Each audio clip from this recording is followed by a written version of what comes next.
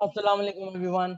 इस वीडियो में हम बात करेंगे केसीएन इंडेक्स के बारे में, उसकी मार्केट की परफॉर्मेंस के बारे में कि पाकिस्तान स्टॉक एक्सचेंज की परफॉर्मेंस कैसी रह सकती है आने वाले वीक में, और मार्केट स्टेबलाइज होगी या नहीं होगी, उन सब चीज़ों के ऊपर भी डिस्कशन किया जाएगा। और मार्केट के टेक्निकल लेवल्स को भी डिस्कस किया जाएगा कि टेक्निकल लेवल्स क्या मार्केट के नज़र आ रहे हैं, जिसकी बेसिस पे जो है अपनी इन्वेस्टमेंट स्ट्रैटेजी को डेवलप किया जा सकता है, जिसकी बेसिस पे आपको शेयर्स में एंट्री लेने के लिए मार्केट बेस्ड स्ट्रेटजी आप क्या रखते हैं, क्या रख सकते हैं इन शॉर्ट। तो इस वीडियो को एंड तक जरूर देखिएगा, और अगर आप हमारे चैनल पे न्यू है तो इस चैनल को सब्सक्राइब करें और बेल आइकन को दबाना मत भूलिएगा, जिससे आपको हमारी लेटेस्ट अपडेट सबसे पहले मिल सकेंगी। तो चलिए स्टार्ट करते हैं। जैसे कि आप सामने देख सकते हैं कि मार्केट की जो क्लोजिंग आई है वो आई है 45,073 के लेवल के ऊपर, जहाँ पे मार्केट ने तकरीबन 223 पॉइंट लूज किए हैं। और ये जो आप ये समझ लीजिए कि जो फॉलिंग नाइव या फिर कंटिन्यूस डाउन ट्रेंड है मार्केट का, ये अभी तक एंड नहीं हुआ। और जिसकी वजह से market back to back sessions के अंदर जो है वो गिरती हुई हमें नजर आई, और काफी ज्यादा शेयर्स में जो है नुकसान हुआ है कंपेयर टू मार्केट। जैसे कि हम बात करें, मार्केट बहुत ज्यादा अगर देखा जाए तो मार्केट 6 से 7% गिरी होगी, लेकिन जो शेयर्स हैं सेवरल सेक्टर्स के, वो तकरीबन मोर देन 20% जो है वो गिर चुके हैं। और तो उनके अंदर काफी ज्यादा रूम बन चुका है कि अब उनका रीबाउंड जो होगा वो एक्सपेक्टेड है, और रीबाउंड के बाद मार्केट जो है वो ऊपर आराम से जा सकती है। तो अगर मार्केट के लो को देखें तो 44,861 का लो मार्केट ने लगाया, लेकिन इस लो को मार्केट ने जो है वो सस्टेन नहीं किया, बल्कि मार्केट 45,000 से ऊपर आ गई। ये 2 टाइम्स है कि मार्केट ने 45,000 से मार्केट नीचे गई और वापस से मार्केट जो है 45,000 से ऊपर पे मार्केट ने क्लोजिंग की। ये 2 दफा हो चुका है। अगर वॉल्यूम की बात की जाए तो तकरीबन 186.6 मिलियन शेयर्स का काम हुआ था लास्ट फ्राइडे को, 24 सितंबर को। और अगर ऑल शेयर मार्केट की बात की जाए कि तमाम पूरी मार्केट का वॉल्यूम कितना था, तो 369.510 का वॉल्यूम जो है वो मार्केट ने रिकॉर्ड किया फ्राइडे को। अब आते हैं टॉप एक्टिव स्टॉक्स के अंदर, तो उसमें WTL है, यूनिटी है, बाइको, HMNL, कैल, FFBL, ANL, GGL, treat, TRG। ये वो तमाम स्टॉक्स थे जिन्होंने वॉल्यूमेट्रिक टर्म्स के अंदर जो है वो बेटर परफॉर्म किया, मींस के हाई वॉल्यूम जनरेट किया इन स्टॉक्स ने। ऑल दो के सारे ही डाउन साइड के ऊपर है, क्योंकि ओवरऑल मार्केट गिर रही है, और मार्केट के अंदर एक प्रेशर बिल्डअप कर दिया है कि यहाँ से जो मैक्रो आउटलुक है वो बहुत खराब हो चुका है, और यहाँ से मार्केट जो है वो काफी ज्यादा नीचे जा सकती है। इस तरह की बातें मार्केट के अंदर जो है वो फ्यूल कर दी गई हैं। आप अगर इसको थोड़ा सा सोचो इस बात के ऊपर, तो जनरली ऐसा होता है कि जब मार्केट टॉप के ऊपर होती है तो हर तरफ से एक ही आवाज आ रही होती है कि अब मार्केट जो है वो बहुत ज्यादा बूम पे जाएगी। मार्केट 50,000 इंडेक्स, 60,000 इंडेक्स, 70,000 इंडेक्स जो क्रॉस कर जाएगी, उस टाइम पे हर जगह पे ये चीज आ रही होती है कि बस मार्केट जो है ना अब सारे के सारे लेवल्स तोड़ती हुई ऊपर निकलेगी। तो उसके बाद होता क्या है, उसके बाद जो है मार्केट गिरना स्टार्ट होती है। जब मार्केट गिरना स्टार्ट होती है तो लोग जो हैं वो शुरू शुरू में अपनी होल्डिंग नहीं बेचते, और बाद में जो पैनिक सेलिंग आना स्टार्ट होती है, जहाँ पे मार्केट और ज्यादा गिरती है। तो जो बातें चल रही होती हैं उसका ऑपोजिट हो रहा होता है। सिमिलरली हमने देखा कि मार्च 2020 में भी इसी तरह की स्ट्रैटेजी यूज की गई थी, जब इंडेक्स जो है वो फॉलिंग नाइफ बना हुआ था कि हर दिन जब आ रहे थे तो इंडेक्स गिर रहा था, और उसके बाद इंडेक्स के ऊपर जो है वो डाउन साइड पे कैप लॉक भी लग रहे थे। तो उस वजह से फेयर फैक्टर इतना ज्यादा हो गया था कि लोग समझते थे इंडेक्स जो है 16,000 के, 20,000 के, 22,000 के लेवल पे चला जाएगा। बट ऐसा नहीं हुआ था। इंडेक्स ने 27,000 के लेवल से जो है, तकरीबन 27,000 के लेवल से इंडेक्स ने रीबाउंड ले लिया। और जब इंडेक्स ने रीबाउंड लिया तो उस रीबाउंड के बाद आज हम देखते हैं कि मार्केट जो है तकरीबन 48,000 49,000 के आसपास आ गई थी, और शेयर्स की प्राइस भी काफी ज्यादा बढ़ गई थी। तो इन सब सिनारियों को अगर जहन में रखा जाए तो अभी भी मार्केट में इसी तरह की बातें चल रही है कि मार्केट जो है पता नहीं कहाँ चली जाएगी, पता नहीं क्या हो जाएगा। और मार्केट तो कंटिन्यूसली फॉल करी है, अब पता नहीं कहाँ जाके रुकेगी। तो ये इफ एंड बट्स की सिचुएशन को मार्केट के अंदर इतना ज्यादा फैला दिया गया है कि लोगों के जो माइंडसेट है वो ऐसा लग रहा है कि बस खत्म हो गई है स्टॉक मार्केट, अब यहाँ से पैसा नहीं बन सकता, कुछ भी नहीं हो सकता। जबकि दूसरी साइड पे जो स्मार्ट बायर्स हैं वो क्लस्टर बाइंग कर रहे हैं, वो माल को उठा रहे हैं यहाँ से, ताकि जो है वो अच्छे लेवल्स के ऊपर माल को जमा कर सकें, ताकि जो है जब नया बुल रन लगे मार्केट के अंदर तो उस बुल रन के अंदर सबसे ज्यादा फायदा भी उन्हें हो, और जो लोग आज बेच के निकल जाएंगे उनको जो है वो लॉस होगा, क्योंकि वो अपना लॉस रियलाइज कर चुके होंगे। तो खैर ये सारी बातें हैं जो कि मार्केट की एक गिमिक है, जो मार्केट के पंटर्स बैठे हुए हैं वो मार्केट को इसी तरह से चलाते हैं, क्योंकि they are the rulers, they are the market makers. तो उन्हें सस्ते पे खरीदना होता है और महंगे पे बेचना होता है, जबकि रिटेलर्स को वो महंगे पे खरीदवाते हैं और सस्ते पे बिकवाते हैं। तो ये सारी सिनेरियो जो है मार्केट में भी चल रहा है। मैक्रो लेवल की बात करें तो करंट अकाउंट जो है वो राइजिंग ट्रेंड के ऊपर है, नो डाउट, बट इतना वॉल्नरेबल नहीं है अभी मार्केट के लिए जितना कि पहले था। लेकिन हम पहले की सिचुएशन से भी सरवाइव कर गए। इंटरेस्ट रेट के अंदर स्लाइट हाइक आया है, जो कि आना था, एक्सपेक्टेड था, क्योंकि पाकिस्तान जो है अभी theoretically negative interest rate scenario के अंदर चल रहा है, जो कि काफी ज्यादा टाइम तक इकोनॉमिक पॉइंट ऑफ व्यू से सस्टेन नहीं कर सकता है। तो इंटरेस्ट रेट को रिवाइव होना होगा, क्योंकि 7% के ऊपर इंटरेस्ट रेट था, मॉनेटरी पॉलिसी रेट था, जबकि इन्फ्लेशन जो है वो 8.4 के लेवल पे चल रहा था। तो थ्योरेटिकली इंटरेस्ट रेट नेगेटिव हुआ था, जिसको बढ़ना ही था इवेंचुअली, तो वो चीज जो है बढ़ गई। आने वाले वक्त में भी इंटरेस्ट रेट को स्लाइडली ऊपर लेके जाया जाएगा, ताकि ये जो गैप है, नेगेटिव गैप है, इसको खत्म किया जा सके। और दूसरी चीज ये कि जैसे कि मॉनेटरी पॉलिसी आई थी, उसमें भी इस चीज को बाकायदा मेंशन कर दिया गया था कि जो ग्रोथ है, ग्रोथ इतनी एक्सपेक्ट की जा रही है कि वहां पे ये जो इम्पैक्ट है राइजिंग रेट का, ये चीज नॉर्मलाइज हो जाएगी। इतने कोई बहुत ज्यादा नेगेटिव पॉइंट्स हाईलाइट नहीं हुए, और ना ही इकोनॉमी के ऊपर अभी बहुत ज्यादा नेगेटिव साइड जो है वो। एक एक्सचेंज रेट है कि एक्सचेंज रेट काफी ज्यादा बढ़ गया, all of sudden exchange rate जो है वो 157 से 168 170 के लेवल तक पहुंच गया। तो ये इंपोर्ट लेड इकोनॉमीज के अंदर एक नेगेटिव पॉइंट ट्रिगर करता है, तो डेफिनेटली उसकी वजह से प्रेशर आया। फिर इंटरनेशनल ऑयल प्राइसेस भी रीबाउंड कर रही थी, जिसकी वजह से ऑयल ऑयल की और पेट्रोल की प्राइसेस भी जो है वो यहाँ पे बढ़ गई।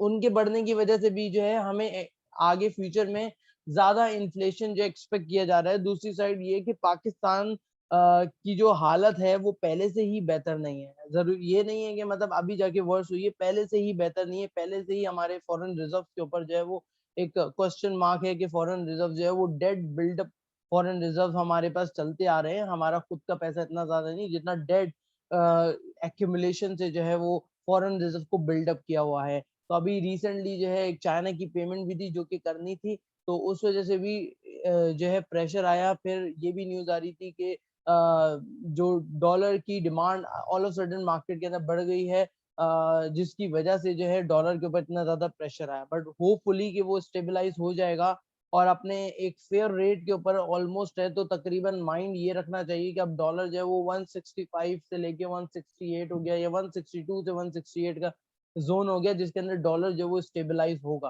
तो आगे इन फ्यूचर अगर ये माइंडसेट रखा जाए तो ये गलत नहीं होगा, क्योंकि डॉलर की वैल्यू और इकोनॉमी को देखते हुए जो डॉलर की वैल्यू निकल कर आ रही है वो तकरीबन इतनी ही बनती है। तो होपफुली अगर ये चीज शुरू से ग्रेजुअली और मार्केट फ्लोटिंग रेट होता तो हमें इतना ज्यादा शॉक नहीं लगता कि एकदम से डॉलर के अंदर स्पाइक आए।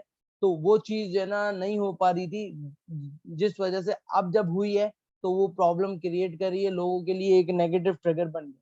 तो ये इस तरह की सेलिंग। फिर इंटरनेशनल मार्केट्स गिर रही थी, इंटरनेशनल सेंटिमेंट नेगेटिव हो गए थे, जिसकी वजह से गोरों की सेलिंग भी पाकिस्तान के अंदर आ रही थी, लेकिन वो बहुत ज्यादा सेलिंग नहीं थी, जिस वजह से जो है ना मार्केट को इतना ज्यादा नीचे लाया था। ये लोकल प्लेयर्स हैं जो कि मार्केट के अंदर खेल रहे हैं और मार्केट को नीचे लेके जा रहे हैं।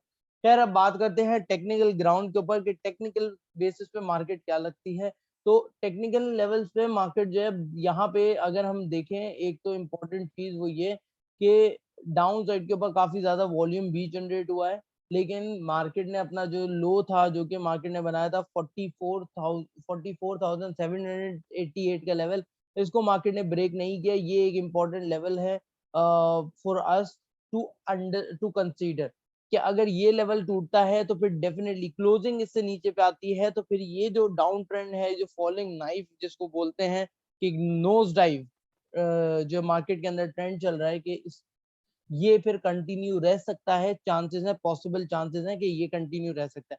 लेकिन अगर मार्केट जो है वो इस लेवल को सस्टेन कर ले, जो कि लेवल आप यहाँ पे देख रहे हैं 44,788 का लेवल, तो फिर मार्केट के अंदर पोटेंशियल बन सकती है कि मार्केट यहाँ से ऊपर जा सकती है। अगर मार्केट कंसिस्टेंटली जो है वो इस तरह से अप ट्रेंड बनाना स्टार्ट कर दे, भले से मार्केट बहुत ज्यादा मूव ना ले, लेकिन अगर इस तरह का भी ट्रेंड बनाना स्टार्ट कर दे तो मार्केट के अंदर काफी पॉजिटिविटी आ सकती है, और मार्केट के अंदर जो है वो हम बुल्स को वापस से एंट्री लेते हुए देखेंगे। क्योंकि आप देखें ऑल ऑफ सडन मार्केट जो है वो एक रेंज बाउंड सिनेरियो से निकल के डायरेक्टली फॉलिंग नाइफ बन गई, और अचानक से मार्केट जो है वो इतना ज्यादा जो है वो डाउनफॉल देना स्टार्ट कर दिया। ये एक रेंज बाउंड सिनेरियो चल रहा था, यहाँ पे ब्रेकआउट दिया, फिर ये इन्होंने रीटेस्ट किया, ये फेलियर था, फॉल्स ब्रेकआउट था अपसाइड के ऊपर, और फिर उसके बाद हमने कंटिन्यूस जो है वो डिक्लाइन देखा मार्केट के अंदर। तो ये सब चीजों को, इन सब सिनेरियो को बेस बनाते हुए हम ये कह सकते हैं कि ये वाला जो जोन है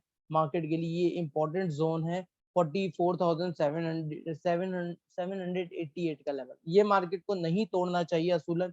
अगर मार्केट इसको तोड़ती है तो फिर नेगेटिव जो एक कह लें कि माइंडसेट बना हुआ है, सेंटिमेंट क्रिएट हुआ है मार्केट के अंदर, वो कंटिन्यू रहेगा और मार्केट के अंदर पुश करता रहेगा। क्योंकि मार्केट का लास्ट वीक था, लास्ट वीक जो था वो रोल ओवर वीक भी था, तो उस वजह से भी मार्केट के अंदर एक जनरली रोल ओवर वीक के अंदर प्रेशर रहता ही है। फिर क्वार्टर एंड था, तो क्वार्टर एंड के अंदर भी पोर्टफोलियो रीशफलिंग होती है। जो म्यूचुअल फंड्स हैं उनकी तरफ से सेलिंग आती है, क्योंकि उन्हें रिडेम्पशंस देनी होती हैं, तो उन रिडेम्पशंस के लिए उनको लिक्विडिटी अवेलेबल करनी होती है। तो ये तमाम जो पॉइंट्स हैं ये भी मार्केट के ऊपर जो है वो इम्पैक्ट रखते हैं। और हमने देखा भी कि म्यूचुअल फंड की सेलिंग जो है वो जब मार्केट काफी ज्यादा नीचे आई थी तकरीबन 1200 पॉइंट, तो उसमें म्यूचुअल फंड की सेलिंग जो है हमें देखने को नजर आई थी। लेकिन उसके बाद वो सेलिंग जो है एब्जॉर्ब हो गई और ग्रेजुअली म्यूचुअल फंड के अंदर भी बाइंग जो है हमें देखने को नजर आई। तो ये तो डेली टाइम फ्रेम के ऊपर है कि मार्केट किस तरह से बिहेव कर रही है, मार्केट क्या नजर आ रही है। अब इसको लेके चलते हैं, क्योंकि वीक एंड हो गया है, तो वीक एंड के ऊपर अगर हम बात करें, यहाँ पे जाने से पहले एक इंडिकेटर जो मोमेंटम इंडिकेटर है आरएसआई, उसको लगा के देखेंगे कि आरएसआई क्या लगता है। तो आरएसआई अगर वीकली बेसिस पे देखें तो आप क्लियरली देख सकते हैं कि 30 से नीचे आ चुका है आरएसआई। अब ये यहाँ से एकदम जो, अगर मैं इसको जूम इन कर लूं तो ये आप देख सकते हो कि एकदम से जो डिक्लाइन था वो टेपर ऑफ हो रहा है, और ग्रेजुअली वो अपवर्ड मूव करने की कोशिश करेगा। मोस्ट प्रॉब्ली ये 30 से अबव आके 35 40 तक आए, एंड देन उसके बाद दोबारा से डिक्लाइन करता है, जहां पे इसको रेजिस्टेंस मिलेगी। लेकिन मार्केट ज्यादा गिरनी नहीं चाहिए, भले से आपका जो मोमेंटम इंडिकेटर है थोड़ा बहुत स्लाइडली नीचे भी आ जाए, तो इसकी जो एक रेजिस्टेंस हमें नजर आ रही है वो तकरीबन तकरीबन 40-45 के एरिया के आसपास होगी, जहां पे ये टकरा के वापस नीचे आ सकता है, एक रीटेस्ट कर सकता है और फिर उसके बाद जो है ऊपर जा सकता है। ये पॉसिबल जो जंप है वो आरएसआई के अंदर देखी जा सकती है। अब आते हैं वीकली बेसिस पे, क्योंकि वीकली क्लोजिंग हो चुकी है मार्केट की, और वीकली क्लोजिंग के ऊपर की बात करें और यहाँ पे देखें तो मार्केट के अंदर आप क्लियरली देख सकते हो कि किस तरह से मार्केट को एकदम से स्टीप डिक्लाइन जो है मार्केट के अंदर देखा गया है।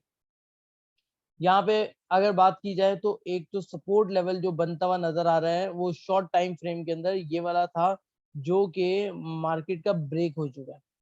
तो इसको हम रेड कर देते हैं कि यहाँ पे मार्केट ने जो है इसको ब्रेकआउट दिया, ये इस लेवल के ऊपर। तो ये जो आ गया ब्रेकआउट, ठीक है। उसके बाद अगर मैं एक कर्व जो है वो सपोर्ट यहाँ पे यूज करूं, तो लेट्स सी ये वाला जो, तो अब आप यहाँ पे देख सकते हैं कि अगर मैं ये कर्व सपोर्ट यूज करूं तो मार्केट ऑलमोस्ट अपने सपोर्टिव लेवल के आसपास आ चुकी है, जहां पे मार्केट जो है वो ट्रेड कर रही है।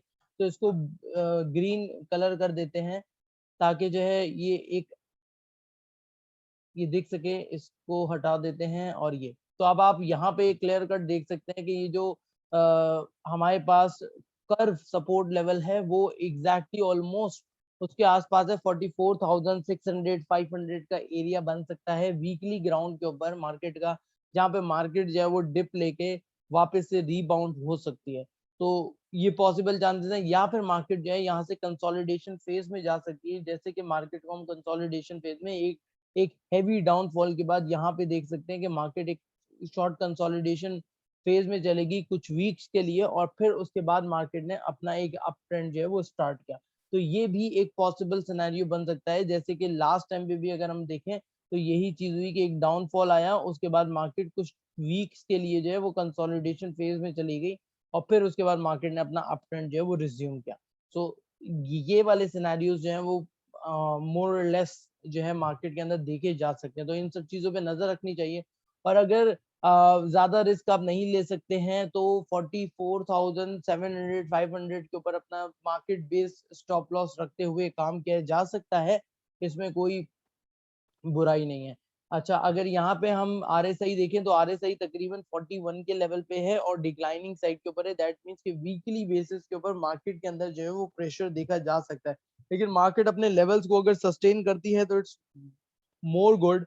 लेकिन अगर मार्केट अपने लेवल्स को सस्टेन नहीं करती है और मार्केट के अंदर प्रेशर ऐसे ही कंटिन्यू रहता है तो फिर एक शॉर्ट स्पाइक के बाद जो है मार्केट के अंदर दोबारा से डाउनफॉल आ सकता है, जिसके ऊपर हम जो शॉर्ट स्पाइक होगा उसके अंदर प्रॉफिट टेकिंग करके साइड लाइन हो सकते हैं या फिर हाफ प्रॉफिट टेकिंग कर ली जाए, ताकि जो है आप डाउन साइड के ऊपर आपके पास लिक्विडिटी अवेलेबल हो और आप जब उस टाइम पे खरीदने जाएं तो आपके आराम से पैसे हों, आप उस टाइम पे अच्छे रेट्स के ऊपर जो है दोबारा से माल उठा सकते हैं। एक तो पहले से लिया हुआ होगा हाफ क्वांटिटी के अंदर और फिर आप फर्दर डाउन साइड के ऊपर हाफ क्वांटिटी उठा लेंगे तो वो एक एवरेज आउट भी हो जाएगा और साथ साथ मार्केट के घूमने के चांसेस भी काफी ब्राइट हो जाएंगे।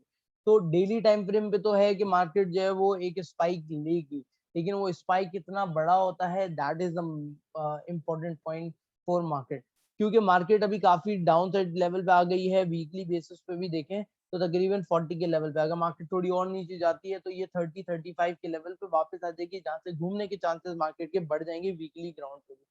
अब आते हैं वीकली बेसिस को यहीं पे एंड करते हैं और अब चलते हैं अर्ली टाइम फ्रेम के ऊपर कि अर्ली टाइम फ्रेम पे मार्केट क्या लगती है, जो इंट्राडे ट्रेडर है उनके लिए मार्केट जो है वो क्या अपॉर्चुनिटी प्रोवाइड कर रही है। तो उस पर भी नजर रखते हैं और उसको देखते हैं। तो यहाँ पे अगर हम देखें कि मार्केट का स्ट्रक्चर क्या था, मार्केट का स्ट्रक्चर डाउन साइड स्ट्रक्चर था मार्केट का, कि मार्केट ने अपना ये हाई बनाया, उस हाई के बाद मार्केट ने ये नेक्स्ट हाई बनाया जो कि लोअर हाई है, फिर उसके बाद ये हाई बनाया मार्केट ने, ये भी लोअर हाई है और ये भी हाई बनाया। मार्केट हर टाइम अपने जो है वो प्रीसीडिंग लो लेवल को जो है वो ब्रेक करके नीचे जाती रही। लेकिन यहाँ पे आने के बाद मार्केट ने जो है इस चीज को जो है वो सस्टेन किया है कि मार्केट इससे नीचे नहीं गई है।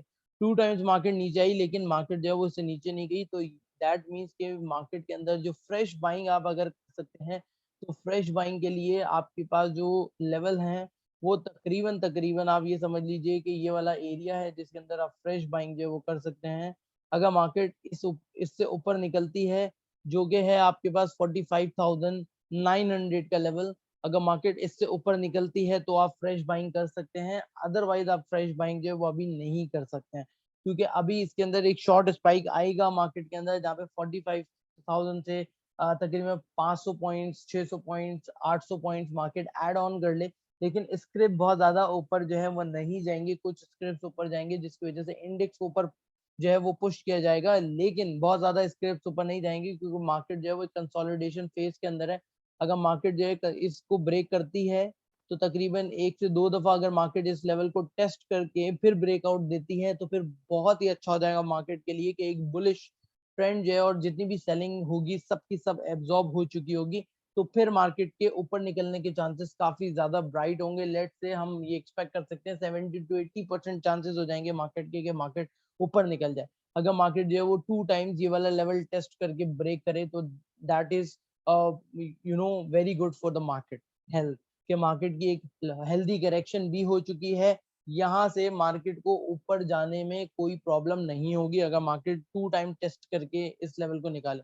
लेकिन बशर्त ये है मार्केट के लिए कि मार्केट जो है वो इस लेवल को ऐसे ही मेंटेन रखे और जो है वो अपना हायर लो जो है मार्केट बनाती हुई ऊपर जाए, तो फिर मार्केट के लिए वो चीज ब्रेकआउट करना बहुत ही ज्यादा इजी हो जाएगा एज कंपेयर के मार्केट जो अपने लोअर हाई बना रही हो और फिर मार्केट इसको 2 टाइम टेस्ट कर ले, तो वो मार्केट के लिए नेगेटिव होगा। तो इस चीज को ख्याल रखते हुए कि फ्रेश बाइंग आप उस टाइम पे कर सकते हैं जब मार्केट जो है वो 46,000 से ऊपर निकल जाए, क्लोजिंग ऊपर दे दे। अदरवाइज जो इंटरडे ट्रेडर है वो यहाँ पे अपना जो स्टॉप लॉस है तकरीबन 44,861 और 44,788 के लेवल को स्टॉप लॉस बनाते हुए यहाँ पे बाइंग की जा सकती है। जैसे कि हम अगर इंटरडे के लेवल पे देखें तो मार्केट का जो आरएसआई है वो रीबाउंड होता हुआ नजर आ रहा है। जैसे कि वीकली टाइम फ्रेम पे आरएसआई और डेली टाइम फ्रेम पे आरएसआई बताया कि यहाँ से RSI जो है वो अपने ओवरसोल्ड जोन से निकल के ऊपर आया, फिर उसके बाद गिरा, लेकिन बहुत ज्यादा नहीं गिरा, और यहाँ पे आके स्टेबलाइज होने के बाद फिर ऊपर जाने की कोशिश करा है। तो सेम स्ट्रक्चर जो है वो डेली टाइम फ्रेम पे भी देखा जा सकता है कि एक शॉर्ट स्पाइक आएगा मार्केट के अंदर, उस स्पाइक के ऊपर जो है या तो आप निकल सकते हो अगर आप प्रॉफिट के अंदर हो, अगर आप लॉस के अंदर हो तो आपको फिर वहां पे भी वेट करना पड़ेगा, या फिर आप अपनी स्ट्रैटेजी अपने हिसाब से कितना रिस्क ले सकते हैं और कैसे कर सकते हैं वो चीज आप देख सकते हो, और उस हिसाब से अपनी स्ट्रैटेजी बना लो कि आपको होल्डिंग करनी है, 50% ऑफलोड करना है, आपको 70% ऑफलोड करना है, ताकि आप डाउन साइड के ऊपर और ज्यादा जो है वो उठा सको। तो ये पूरा का पूरा सिनेरियो जो है मार्केट के अंदर समझ आ रहा है कि मार्केट जो है वो इस तरह से बिहेव कर सकती है।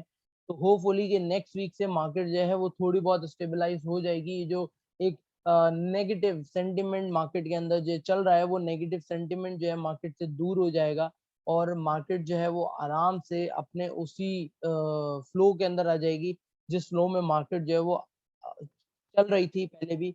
और यहाँ पे इम्पोर्टेंट लेवल अगेन मैं हाईलाइट करूंगा, 44,788 का लेवल है इम्पोर्टेंट, जिसकी को मार्केट को सस्टेन करना चाहिए। और मार्केट जो है उसकी सस्टेनेबिलिटी अगर हो जाती है तो it will be good for market up trend. तो मार्केट अपना डाउन साइड जो है वो चेंज कर लेगी इनटू अप ट्रेंड, और फिर मार्केट के अंदर हमें दोबारा से कि वो हरियाली और वो सारी चीजें नजर आएंगी। फिर आप मार्केट के बारे में सुनेंगे कि भाई ये चीज हो गई है, ये ग्रोथ आ गई है, ये सेक्टर ऐसा परफॉर्म कर रहा है, ये टॉप एक्सपोर्ट का सेक्टर हो चुका है, सीमेंट की डिस्पैचेस बहुत शूट कर गई हैं, टेक्नोलॉजी के एक्सपोर्ट्स बहुत बढ़ गए। तो इस तरह की तमाम न्यूज़ेस हमारे सामने आने लग जाएंगी, और मार्केट के अंदर क्योंकि जो मार्केट प्लेयर्स हैं वो अपनी बाइंग कर चुके होंगे, फिर उनके पास कोई रीजन नहीं होगा मार्केट को और ज्यादा गिराने का।